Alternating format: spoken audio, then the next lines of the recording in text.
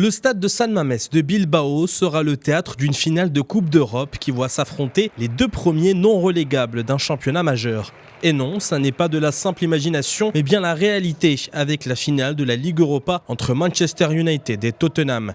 Deux équipes malades en championnat, respectivement 16e et 17e de Première Ligue, qui tenteront à tout prix de sauver leur saison par un sacre continental, synonyme de qualification pour la prochaine édition de la Ligue des Champions.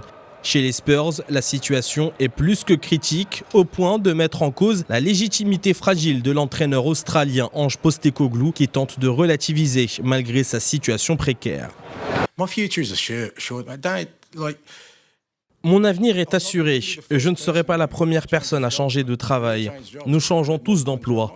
Je suis sûr que vous avez eu plus d'un emploi dans votre carrière. Mon avenir est assuré, j'ai une belle famille, j'ai une belle vie, je continuerai à gagner des trophées jusqu'à la fin, où que ce soit. Alors ne vous inquiétez pas pour mon avenir. Mon avenir n'est pas lié à quoi que ce soit, n'est-ce pas? Mon avenir est assuré selon la volonté de Dieu, que je reste en bonne santé, que ma famille soit à mes côtés, que mes amis soient là. Ne vous inquiétez pas, je dors tranquillement la nuit, je vais m'en sortir. Arrivé il y a 2 ans à la tête de la formation londonienne, Postecoglou voit les noms de ses potentiels successeurs défiler dans la presse anglaise avec le coach de Brentford, Thomas Frank, en tête de liste. Une fragilité que ne subit pas son compère portugais Ruben Amorim, arrivé à la tête des Red Devils en novembre dernier pour tenter de mettre fin à l'hémorragie interne provoquée par Erik ten Hag. Conscient des résultats décevants accumulés ces derniers mois, l'ancien technicien du Sporting Portugal devrait néanmoins profiter de la clémence de ses dirigeants pour ensuite avoir un peu plus la main sur la construction de l'équipe première cet été. Je sais que dans ce genre de club, à Tottenham aussi comme à Manchester United, c'est étrange parce qu'il y a des entraîneurs qui perdent des matchs et qui sont limogés. C'est difficile à expliquer. Je pense que les gens voient ce que nous essayons de faire. Je pense que les gens voient que parfois je pense plus au club qu'à moi-même. Les gens comprennent, en particulier les dirigeants, que nous avons beaucoup de problèmes et qui dans le contexte actuel sont très difficiles à résoudre.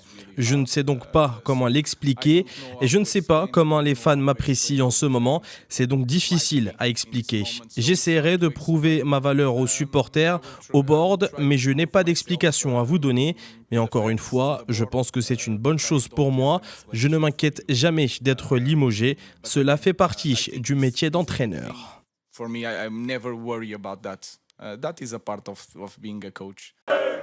Dans l'historique de cette confrontation entre les deux formations outre-Manche, seulement une finale de Coupe de la Ligue en 2009, remportée par le Manchester United de Sir Alex Ferguson. Cette saison par contre, les Spurs n'ont pas laissé une seule victoire aux Diables Rouges, les battant à 3 reprises entre le championnat et les quarts de finale de la League Cup. Malheur au perdant donc, qui aura le faux avantage d'avoir un exercice plus léger à partir de l'été prochain.